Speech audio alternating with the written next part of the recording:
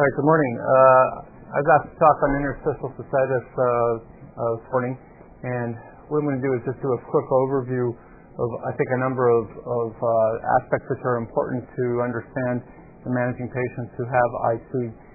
I throw this first slide up showing this disgruntled-looking middle-aged woman saying, I hope you're not going to be like the 20 incompetent doctors who couldn't find anything wrong with me, because this actually is a fairly good characterization of the typical patient that at least I'm asked to evaluate who has IC. And the reason why patients are like this, I think, is of historical significance, and is also significant for why it persists today that they are these disgruntled middle-aged women. Part of the problem is, if you go back 20 years ago, our ability to diagnose IC was really terrible. We had no understanding of what the disorder was about, why patients had their symptoms, and how to even make a diagnosis. And so it became part of urologic teaching that many of these patients had either a psychosomatic problem, or even if they did have a problem, they were so far gone, so to speak, that there was really nothing we could offer them that would help. And so we would become frustrated with them. We were doing lots of TURs. Life was good. Why would we bother with a medical condition that we really couldn't do much about anyways? This led to, I think, these commonly quoted statistics. The mean time from patients developing symptoms to getting a diagnosis is about 5 years. The mean number of physicians that a patient sees before they are diagnosed with interstitial cystitis is 8 years. These, I think, are incredibly damning statistics. When someone comes in who says, I have urgency, frequency, nocturia, dyspareunia, pelvic pain, I've failed antibiotics, I've failed anticholinergics, I mean, I'm almost ready to say, what else could it be at this point? Your number one diagnosis ought to be interstitial cystitis. It should be so blatantly obvious that it doesn't take much rocket science to put this toward the top of a differential diagnosis. Nonetheless, because we have relied on a set of criteria that are antiquated called the NIDDK criteria, and people cling to these criteria, we underdiagnose patients in 60% of the time. The NIDDK criteria were established in 1987 within the context that the Campbells stated that this was a psychosomatic disorder. And it was with that as a background that a group of researchers dedicated to trying to elucidate what was the cause of IC, as well as come up with some novel treatments, met under NIH sponsorship and developed some criteria that would allow them to do multi-center research trials. And the purpose of creating these criteria was to have confidence that the patients being diagnosed in Philadelphia, Boston, and San Diego were homogeneous, so that they would have some confidence that if your cohort down across the other side of the continent is enrolling a patient, but that's fairly similar to yours, that by definition forces you to make the diagnostic threshold the equivalent of a Gleason 8 or higher. That is, you're not allowing yourself to diagnose patients with low-grade prostate cancer. You're diagnosing patients who clearly Gleason 7, thank you. I wanted to go even higher. But then, by the same token, since we had no other criteria and people adopted these rigid criteria, it became fairly difficult for a patient to be diagnosed unless they satisfied all of the inclusions and exclusions. If you look at the inclusions, for example, patients would have to have an anesthetic capacity of under 850 cc's. That's a fairly reduced anesthetic capacity. That means patients have to have their symptoms for a long period of time, and disease progressed that their bladder has shrunk that much. Or look at the exclusions. You have to prove someone doesn't have bladder schistosomiasis or tuberculosis. Let's take Dr. Perler, someone with a lot of experience here. When's the last time you saw bladder schistosomiasis? Yeah, I mean, it's just these are such unusual conditions that we've set up these phantom differential diagnoses merely because at the time we were just trying to make sure that we could somehow prospectively enroll patients. I'm not going to belabor this slide. The prevalence is unknown. At the very least, the lowest estimate comes from the Nurse Health Study published in the New England Journal of Medicine a few years back, and that puts the number of women, not men, but just women in the United States, a little under 1 million diagnosed with interstitial cystitis. If you then do some just basic math of some other conditions where we have some very conservative estimates, for example, if you take the lowest estimate of prevalence of prostatitis and a fairly reasonable ballpark estimate of how many of those patients have IC, and I think the recent data would put that somewhere around 60%, you could then inflate the number of men who have IC is in the range of 2.5 million in the U.S. And then if you look at endometriosis or chronic pelvic pain diagnosed by gynecologists, which is around 20 to 30 million, and then the data which would, the lowest estimate would put it at 40% of those patients have IC, you can see we inflate the numbers to about 10 million. So overall, if we say there's about 10 million Americans who have it, then maybe there's about 1 million Canadians. Ballpark estimate. Now, even if we say that's 10 times too high, even 100,000 Canadians who have IC is a lot of Canadians who have this disorder.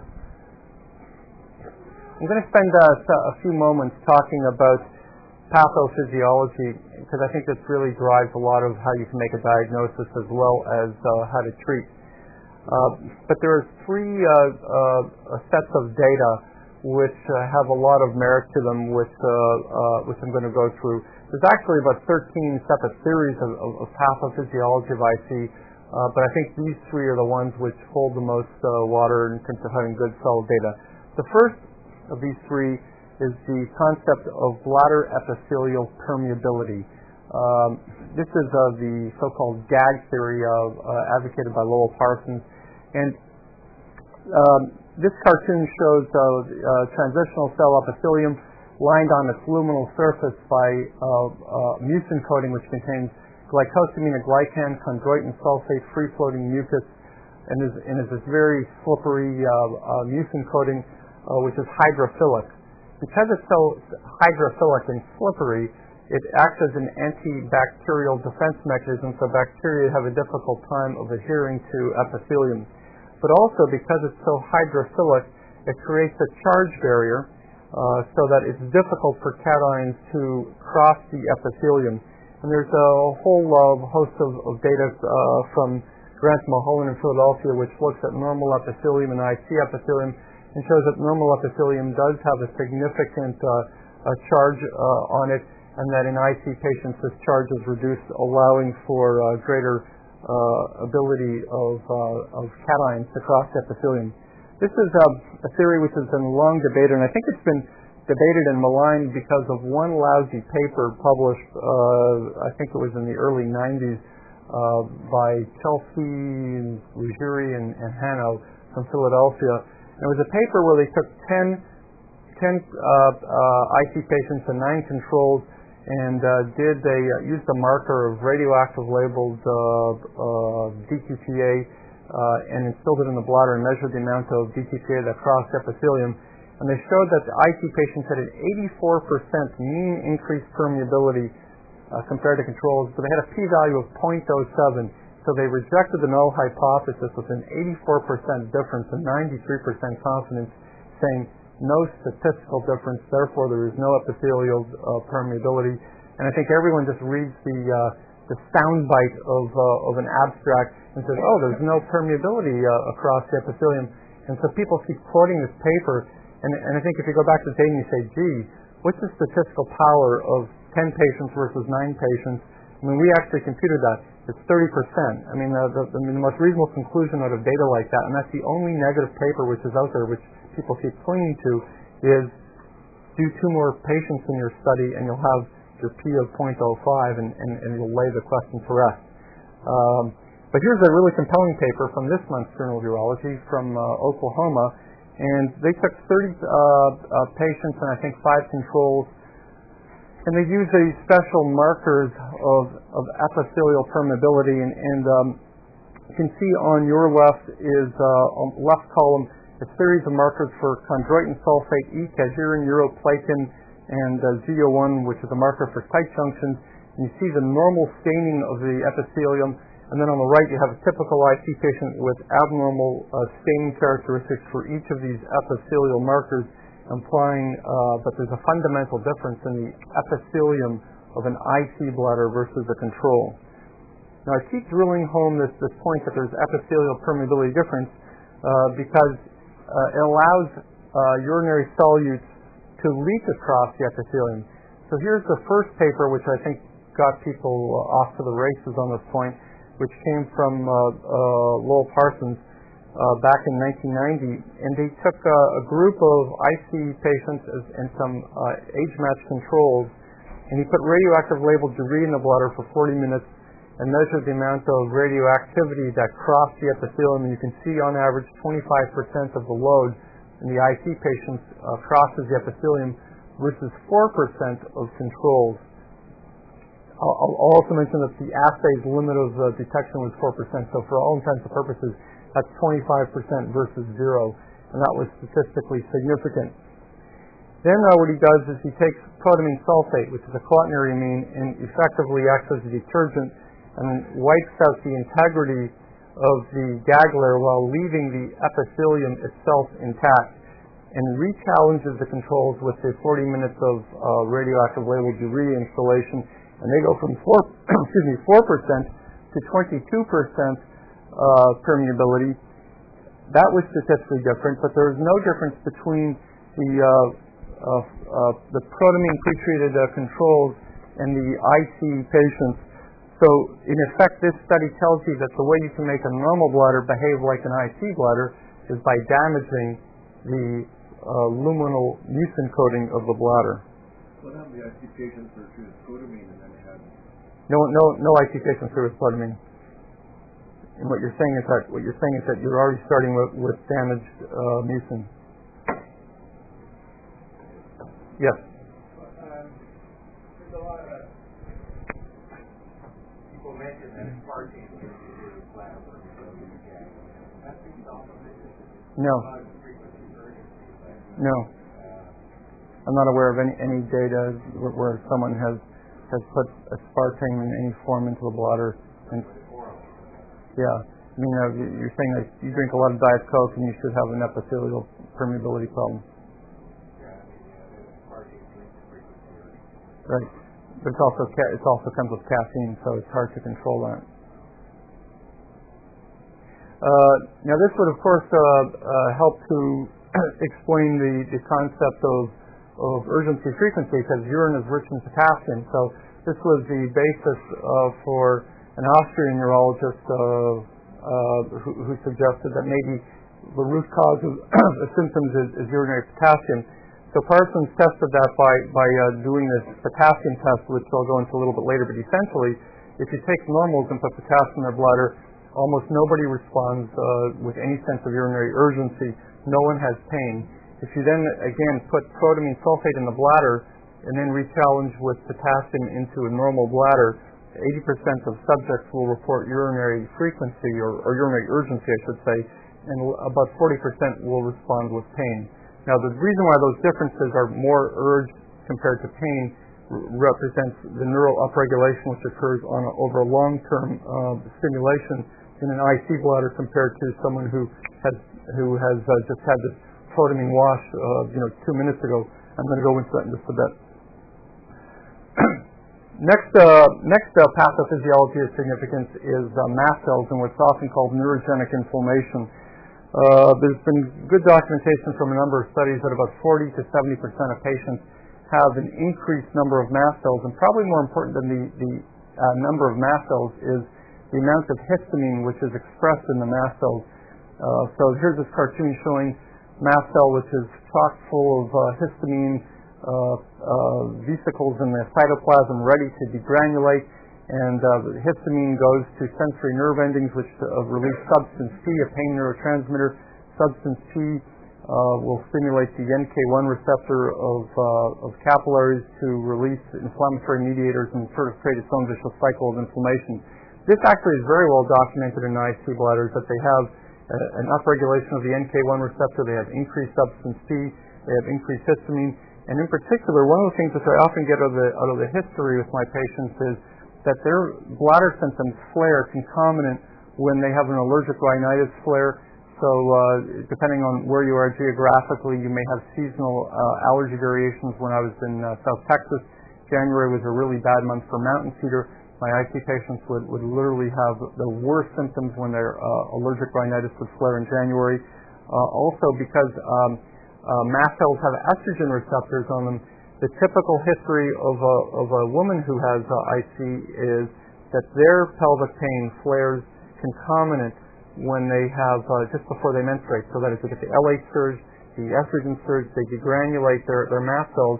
And so if all you focus on is cyclical pelvic pain, say you're a primary care physician, you would automatically assume this is endometriosis, shuttle a patient off to gynecologist, and if you ignore the fact that there's concomitant urinary symptoms, then you would never think that this could also be consistent with interstitial cystitis.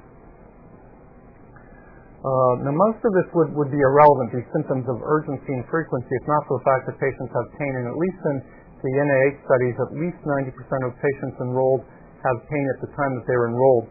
I'll comment now, as well as in a few minutes, that pain tends to be a later phenomenon in the course of their symptoms. But pain represents a change in the neural afferents of the bladder. The normal bladder is principally innervated by myelinated A delta fibers, and we actually have in our bladders a rich innervation of other fibers, but it's really the A delta fibers which do most of our sensory innervation. And for most of us, we're totally unaware of our bladder as it's filling. We can go for about 2 hours on average without having any sense that our bladder is getting filled up. And somewhere around 100 to 150 cc's is when we have our first sense of filling, a first urge to void. We basically suppress that urge, then it goes to about 200 cc's when we have a second urge to void, and then somewhere around 240 to 250 cc's is when most of us say, I better stop doing what I'm doing and head to a bathroom. But all throughout that filling phase, these A delta fibers are basically silent because they're mechanoreceptors that respond to stretch. And as you know, when you look at most CMGs, you have no pressure rise in the early filling phase and just a very minimal rise in pressure as you go out on the curve to the right. So the mechanoreceptors themselves are not being stimulated to encode firing until there's a significant stretch on the detrusor. This changes in IC bladders because what happens over time with this chronic insult of potassium and other toxins in urine which are bathing the submucosa is that you upregulate C fibers, which are nociceptors, and so these are chemical receptors, and over time you change the bladder innervation, so now it's responsive to not only potassium but to a lower volume of stretch because the C fibers become inflamed and activated. There's a number of other fibers which have been talked about in literature, some mucosal fibers which are called P2X3 fibers which are responsive to ATP stimulation, and some other important triggers. But I think the key is once you upregulate the dorsal root ganglion with CFOS expression, you're off to the races and you have a chronic pelvic pain syndrome. The CFOS expression appears to be one of the common themes of a number of papers over the past 5 years. And without the CFOS expression in the dorsal root ganglion or in the spinal cord, patients don't have the chronic pelvic pain syndrome.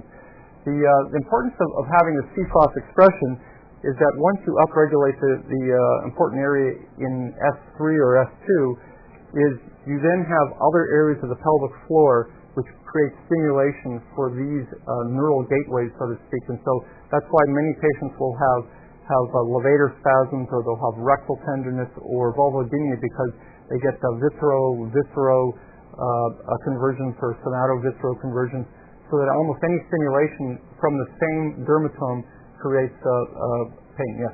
Same physiology for chronic pelvic pain and then? Yes. Now, these three theories are not mutually exclusive. Basic working hypothesis would be that some initial bladder insult, whatever it is, whether it's infections, ischemia, surgery, trauma, who knows, causes some epithelial dysfunction. The epithelial dysfunction allows potassium to leak into the interstitium. The potassium is deleterious, causes some inflammatory response, mast cell activation, C fiber proliferation, substance P release. Substance P brings in more inflammation, and so on and so forth. Now, if all of this stops, that if whatever the initial injury is somehow corrects itself, patients don't progress with problems. If, on the other hand, the initial injury persists, then they have this vicious cycle and allows them to upregulate those C fibers and C-phos expression, and then they have this chronic syndrome. Any questions on pathophysiology? Yes. Most people, of course, who get UTI don't get cystitis, or who get recurrent UTIs, who've done a lot of pelvic surgery, don't go on to get interstitial cystitis. Is there something specific about specific reasons? But there's also people who don't really have a documented UTI who have IC, don't have pelvic surgery. Right. And you're not born with it. I don't think right. Born with a tendency. Right. You're asking all the right questions. That is, most people who have UTIs or pelvic surgery don't go on to get IC. That's probably because, for whatever reason, they correct the initial injury after their bladder infection right away. And most people who have IC aren't born with it. That's absolutely correct. Why it is that they develop it, what is the initial injury, and why it propagates, unknown. It does seem to be a familial tendency, so that would suggest that there might be some nature and nurture component.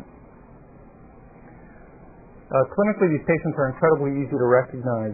Urgency, frequency, nocturia, pain. I think that cartoon I showed you at the outset probably is one of the easiest things that you associate with the patients. 80% of patients have dyspareunia. In men, these are identical statistics.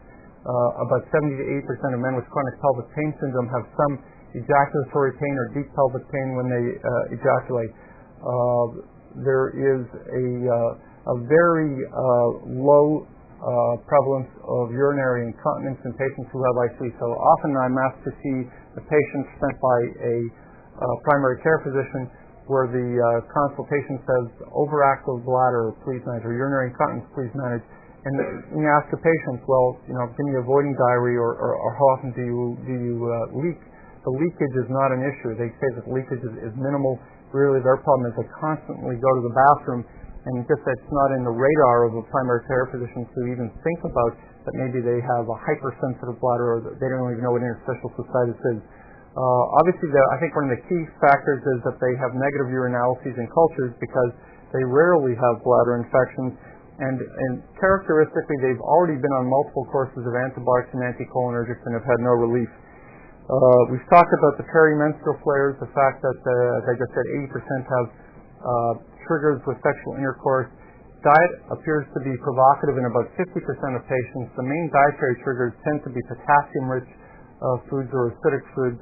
So back in Texas, I could screen for this by just asking, when you eat salsa, do your bladder symptoms get worse?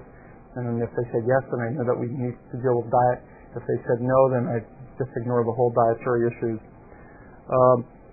When they do get a bacterial cystitis, because people just randomly can get bacterial cystitis, I point out that their symptoms will flare on average about 2 to 3 weeks. They don't clear their bladder infection symptoms the way a normal would in 3 to 5 days, and a lot of that I think is because they have all the C fiber upregulation, so you add a little bit more stimulation to their bladder, and they have much more pain compared to someone who really doesn't have C fibers, which are the main innervation of their bladder. This cartoon, I think, is the most common consultation which I'm asked with an IC patient. The consultation request is 45-year-old woman or man with recurrent bladder infections, please manage.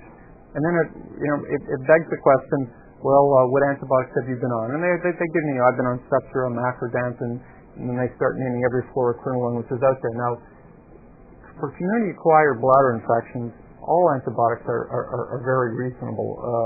Someone who tells me that they've been on a fluoroquinolone and they've been on Septra and Macrodant and they've had no relief of their symptoms, they probably don't have a bladder infection. Other than that, they've got the worst bug in history. There's just most of our UTIs are exquisitely sensitive to antibiotics. Then the next thing I do is I go through the chart and I look, well, what evidence do they have of an infection? And invariably, you see negative urinalyses in cultures when they've been treated. So we published a paper a couple of years ago looking at 45 consecutive IC patients, and we looked at the referring medical records of all of our docs and the referring records that were sent to those docs, so on and so forth, going back 5 years on our patients. And we found that 80% of patients were labeled as recurrent bacterial cystitis, despite the fact that only 1 out of 45 ever had a single positive urine culture, and that in every other patient there was a trail of urinalysis showing no pyuria, no bacteria, and cultures which showed no growth. And yet clinicians will continue to say recurrent bacterial cystitis because once the label is hung on the patient, it just continues to persist. And patients come in saying, I'm having a really bad bladder infection again, give me more antibiotics. And the easiest thing for a clinician to do is to say, here's something from my cupboard, or I'll call something in, and then you forget about following up 2 days later when you get the culture back. The other thing we found is that most patients presented initially with only one symptom, and that normally was urinary frequency, and on average it would take them 6 months to get nocturia, and on average 2 years for them to get pelvic pain as well.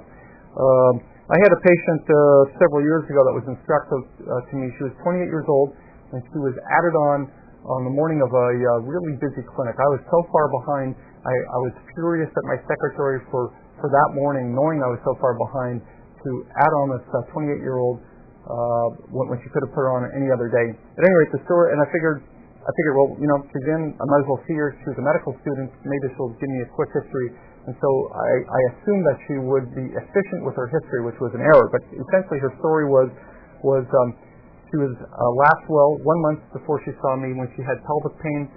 She went to her primary care physician, who said maybe you have a bladder infection, gave her an antibiotic. She didn't get better, came back the next week.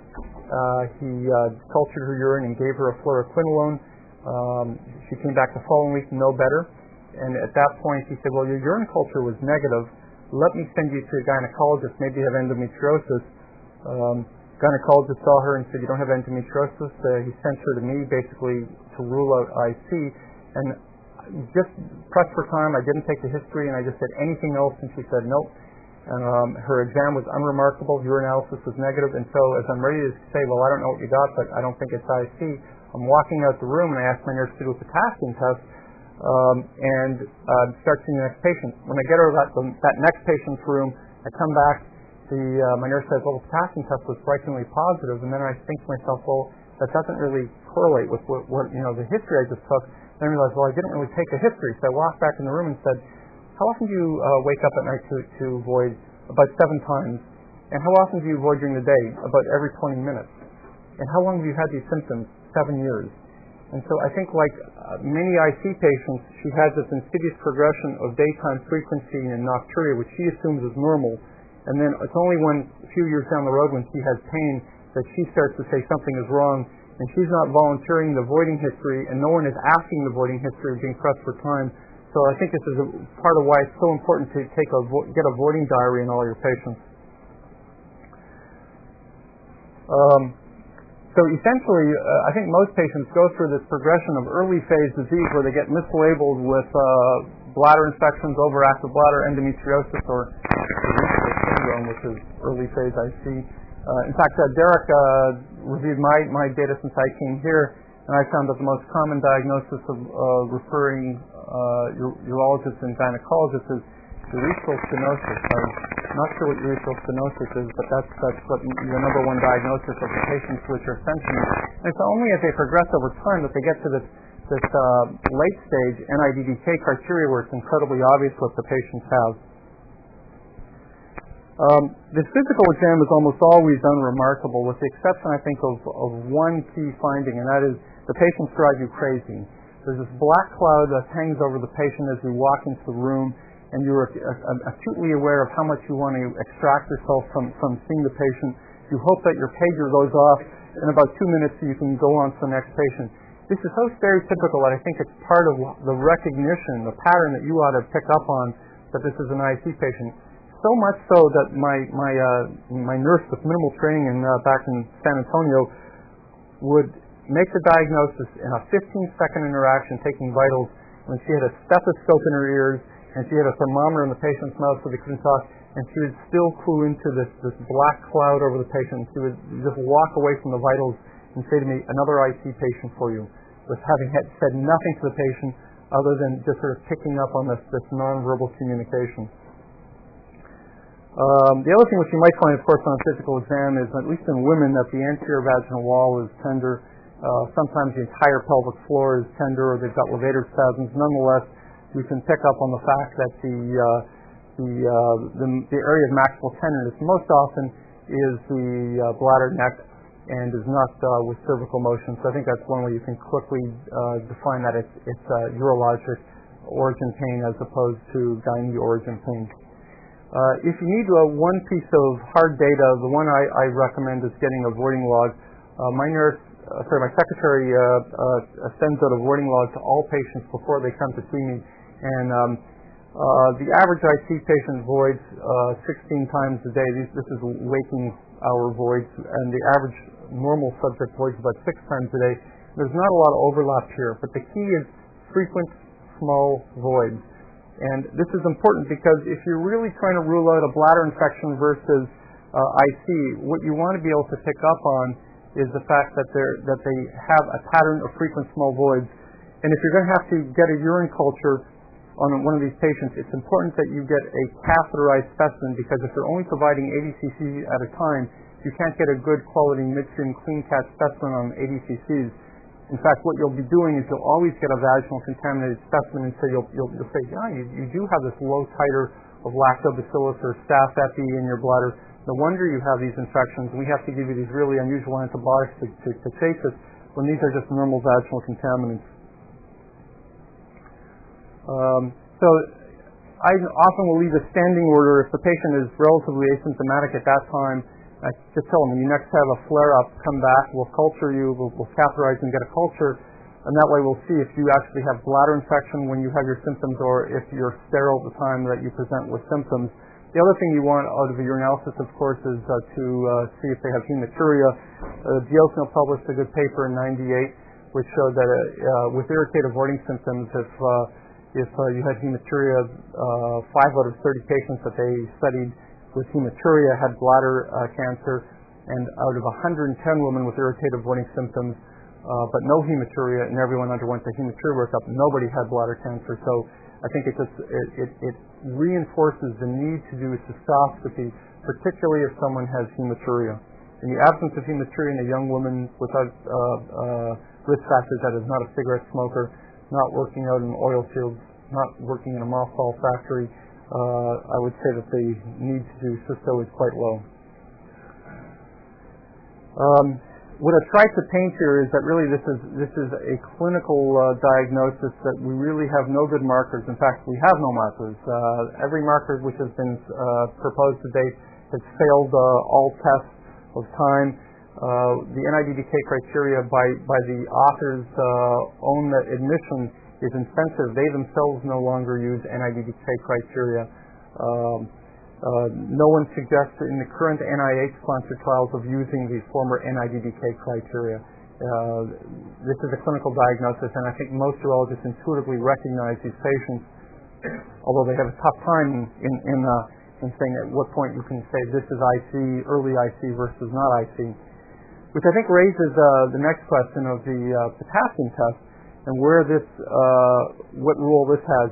And I think that this is, I know this is not widely practiced. I think this is a decent test, particularly in early phase interstitial cystitis. If you look at the overall literature, there was Parsons had a paper in the Gold Journal in December of '03, which he culled all out of the English language, all the potassium tests reported to date, and there's over 2,500 patients worldwide. And this test is positive in 90% of IC patients reported. I mean, that would be the single best test if you had to hang your hat on one test. The way the test was described initially, and people have their own little modifications, but the way the test was described initially was as follows. Small catheters placed in the bladder, you drain the bladder, you put 40 cc's of water in as a control, you wait 5 minutes, you ask the patient to rank their sense of urgency on a scale of 0 to 5. 0 is no urge, 5 is maximal urge. On a separate scale for pain, 0 is no pain, 5 is maximal pain. Drain the bladder, You then put a potassium solution in the bladder for 5 minutes, asking to rank their pain and urgency on those same scales. And if either scale goes up 2 points or more, that's a positive test. Doesn't have to be both. Now, having done this test on hundreds of patients, I'll tell you that about 40% of the time, I noticed that at 15 seconds on the installation of potassium, the patient is ready to bounce off the table and they're in significant discomfort. So at that point, we don't go 4 minutes and 45 seconds to go, hang in there, we'll be back. The test is positive. If you can duplicate the patient's sense of pain or their urgency, that's a positive test, and you just drain the bladder. If they still have pain, you can put lidocaine in the bladder and take their pain away. But I think this is an important test because it picks up these so-called urethral syndrome or early phase IC patients. There's no other test which allows you to make a diagnosis early on. So if a patient comes to you saying, I have 6 months of symptoms, urgency, frequency, you could either say, this is really nothing significant. Why don't you just come back in a year if it still bothers you? Or is there something significant? You're watching the tip of the iceberg, and that if you do nothing, this is going to get worse. Are you going to have that medical student, which I had, who's going to progress to then have pain? Because once you upregulate those C fibers, it's very hard to correct the problem. If you can somehow stop the process before you have the full constellation of pelvic pain, it's a lot easier to manage. So here's some data which was published a couple years ago showing that if you did the potassium test, about 55% of these early phase IC or urethral syndrome patients test positive versus 75% of full-blown IC patients. The key here was that the early phase patients described having a positive test more often on the basis of the URG score bumping and having no bump on their pain score, whereas the IC patients have a bump on their pain score versus the URG score. So this is why I think it's important to do both URG and pain scales. Here's another use of the potassium test for gynecologists. Here's a paper from the American Journal of Obstetrics and Gynecology, a multi-center trial, 243 patients who had chronic pelvic pain. The gynecologists were allowed to make a clinical diagnosis using any test short of laparoscopy in their office. Patients were then asked to do a tough questionnaire, which I'll describe in a second, as well as a potassium test. The top 3 diagnoses made before the test was administered were chronic pelvic pain of known etiology, endometriosis, vulvodynia. That accounted for 85% of diagnoses, and 82% of patients across all 4 sites had a positive potassium test. None of the 50-something controls had a positive test. And here's what's really interesting is this PUF questionnaire, 2-minute validated questionnaire patients can fill out, correlates with a positive potassium test. So for those that are unwilling or don't like the idea of doing the bladder installation, administer a 2-minute questionnaire. Someone who scores over 15 has an 80% correlation with having a positive potassium test. So the patients in which they're having really no bump up in the symptoms with the bladder installation, the urethral is when you get the bump up. How do you interpret those patients? With clinical history is sufficient for description, right? Right. The short answer is if you were to do a potassium test, some people advocate that if you have if you have like 0 scores on all 4 parameters, that is pre and post urgent pain, that you then ask the patient to avoid the potassium across the urethra, and if they say like, wow, that really hurts, then that would be a sign that perhaps they're urethra sensitive. Admittedly, you don't do that with the control solution, but that's what's advocated. Most people don't do that. But that's part of your protocol, isn't it? That you're... Yeah, I actually don't do potassium tests that often because I think the diagnosis is fairly straightforward, and I do PUF questionnaires on everyone. I'm going to switch gears for a second. Any questions so far? Yes, Howard. So, you haven't mentioned any controversy about the potassium test. You know there's a wide body of evidence for that.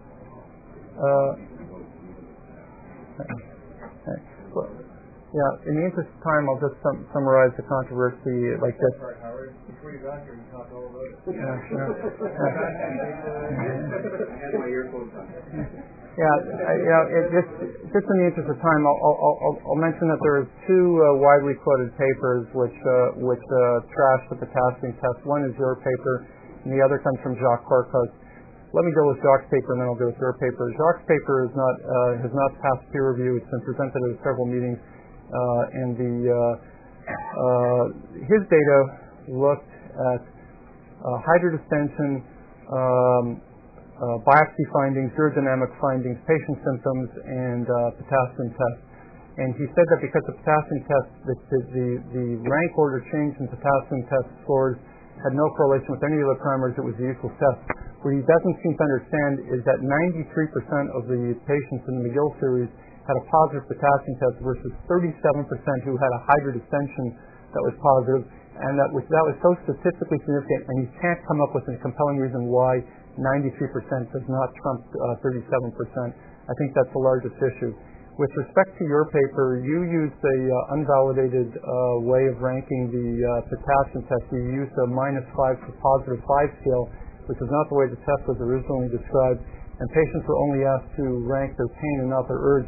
Despite that, you showed 65% of your 40-something patients had a positive test versus 59% for your cysto, and you then looked at a statistical way of comparing hydrodistension versus potassium test, and since it wasn't that much greater yield, you felt that you should stick with the gold standard.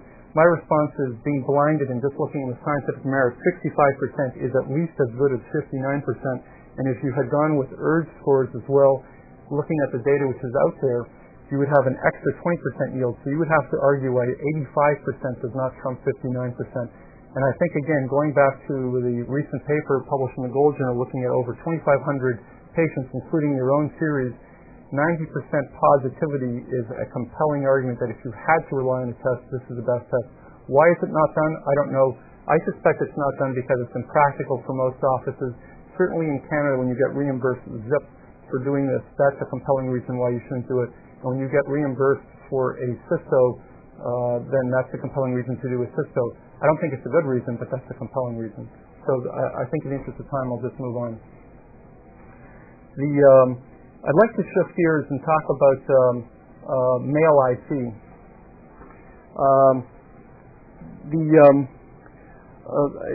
Overall, there's emerging data which would suggest that what we have called for a long period of time prostatitis is really nothing more than male IC in about 60% of patients. And I throw a bunch of papers up here for consideration.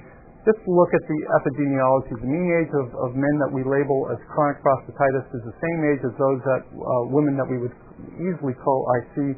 Their complaints are pains in the same geographic distribution. They have high AUA symptom scores, higher in fact than those men who are 20 years older who are obstructed from BPH. They have ejaculatory pain. We know from some of the recent NIH trials that the EPS findings are of no value whatsoever. Whether someone has high white cell count or titers of bacteria in the EPS is irrelevant to the response to antibiotics or, in fact, their overall prognosis. And here's a paper I think of real importance from Richard Berger in Seattle, where they looked at 102 consecutive men labeled with prostatitis who had undergone at least one course of fluoroquinolones. Everyone underwent a transperineal biopsy of the prostate, and 67% had absolutely negative findings on the biopsy. That is, the culture was negative, as well as the fact that the pathology showed no inflammation. And of the additional 33% that had any findings at all, they themselves felt that only 7% had significant inflammation. The same group showed that if you just empirically treated these patients with a hydrodistension, that about 3/4 improved after a hydrodistension.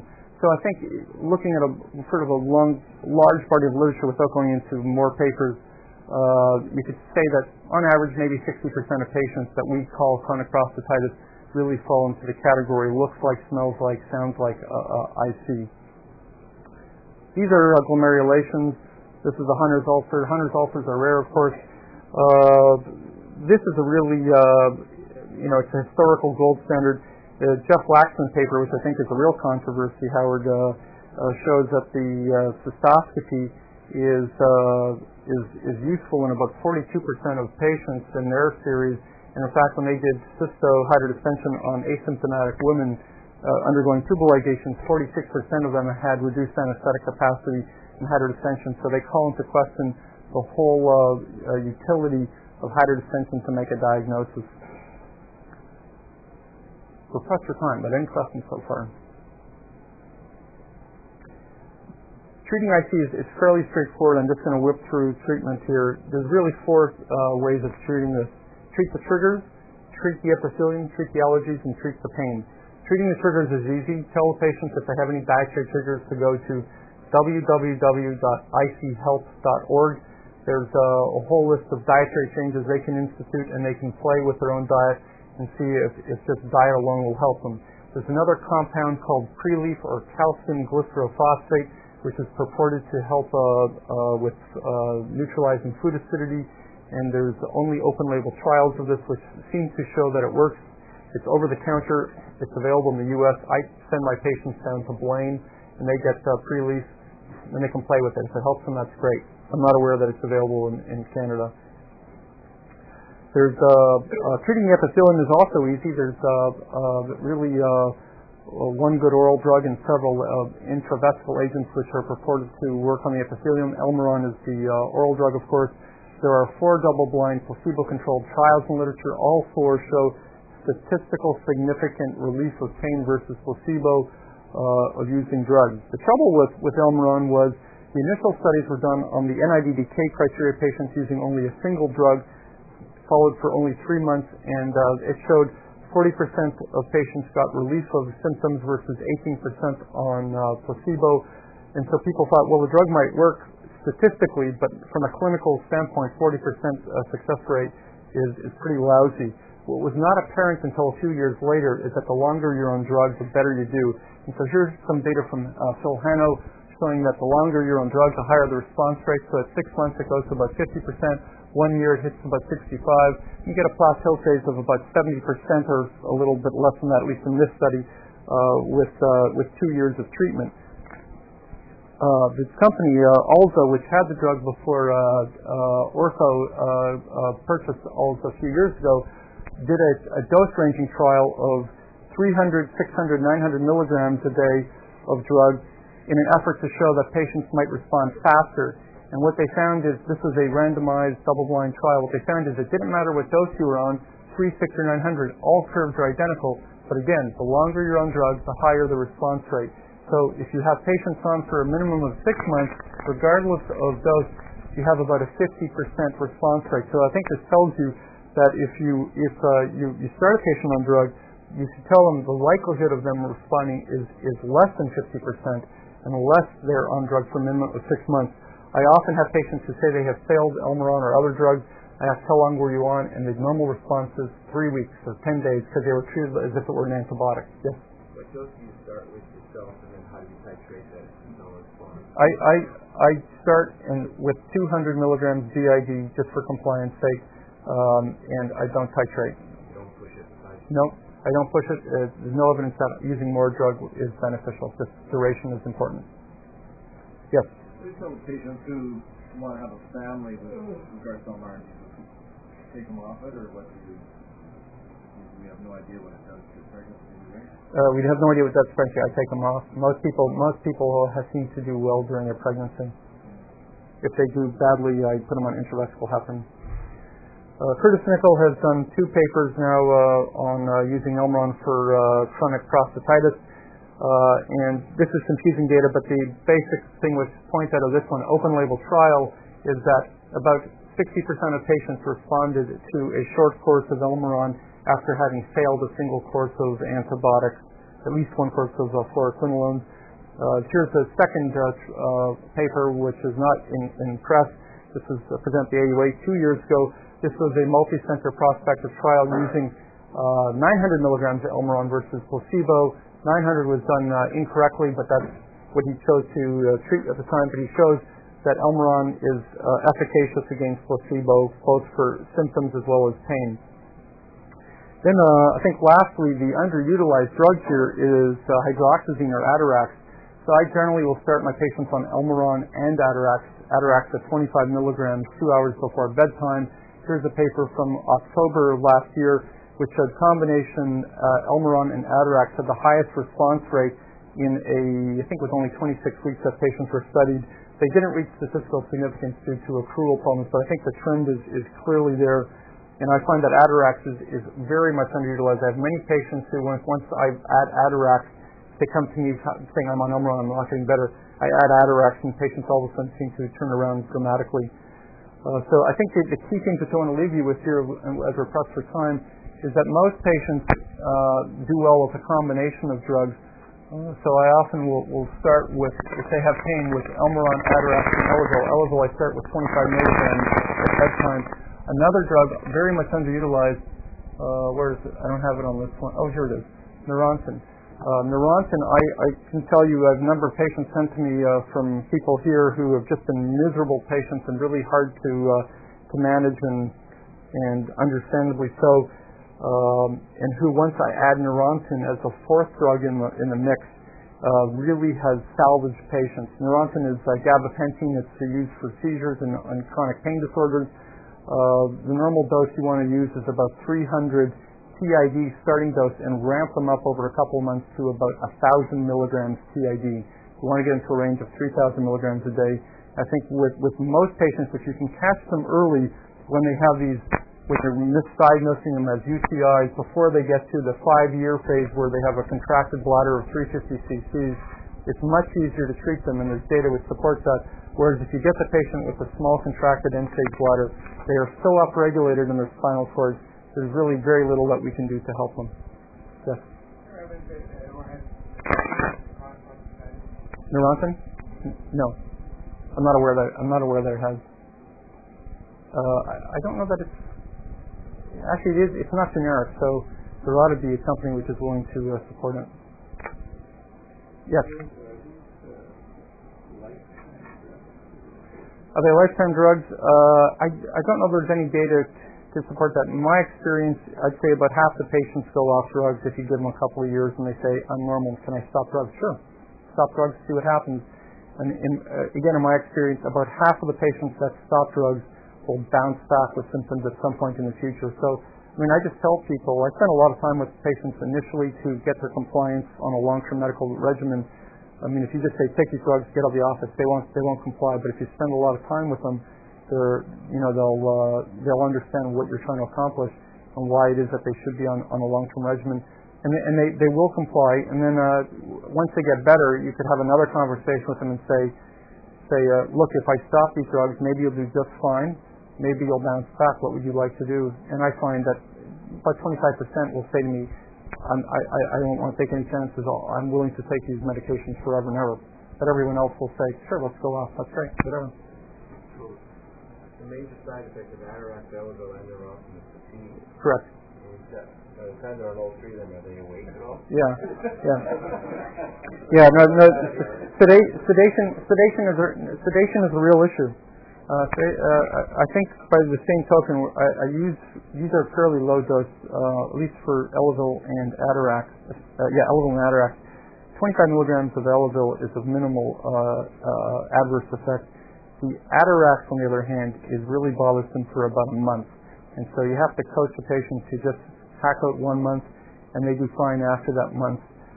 By using these as bedtime drugs, patients who have a lot of nocturia are actually appreciative of the fact that they're getting some sleep.